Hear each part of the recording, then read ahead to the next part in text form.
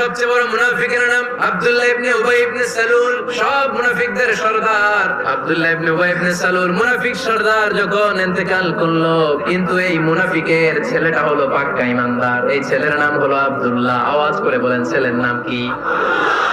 সাইয়েদনা আব্দুল্লাহ রাদিয়াল্লাহু তাআলা আনহু বিশ্বনবীর কাছে এসে চোখের পানি ছেড়ে ডেকে বলে, নবী আপনিও জানেন আমিও জানি, মদিনার সবাই জানে আমার আব্বা মুনাফিকদের সর্দার, কিন্তু আমার মন তো মানে না, আমার তো পিতা। নবী আপনার দরবারে কিছু আমি চাই না, আপনার গায়ের একটা জামা দেন, আপনার জামাটা পরিয়ে আমার বাবারে দাফন দিব।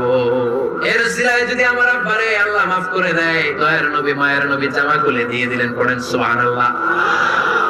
আব্দুল্লাহ রাদিয়াল্লাহু তাআলা আবার আবদার চললেন, নবী আপনি নিজে যে আমার বাবার জানাজার নামাজে ইমামতি করবেন। দয়ার নবী মায়ের নবী জানাজার নামাজে যেতে চাইলেন। ওমর ফারুক বললেন, নবী না, খবরদার আপনি উবাই ইবনে সালুলের জানাজায় যাবেন না। বিশ্ব